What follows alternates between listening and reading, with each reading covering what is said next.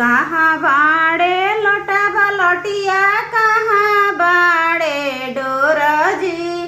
कहाँ बाड़े कवन पापा भरस सगुनी कलसवाजी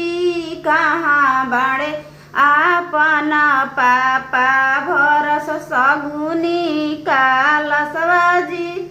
अगना बाड़े लोटा बलटिया अगना बाड़े डोरजी दुअरा बाड़े आपन पापा भरसु कलसवाजी दुअरा बाड़े कवन पापा भरस कलसवाजी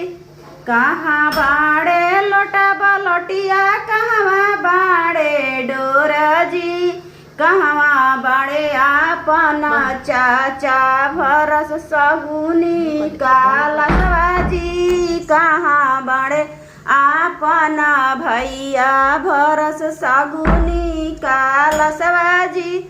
अगना बाड़े लोटा बलटिया अगना बाड़े डोरजी दुअरा बाड़े अपन चाचा भरस सगुनी कलसवाजी दुअरा बाड़े आपन भैया भरस सगुनी कलसवाजी। हो गई।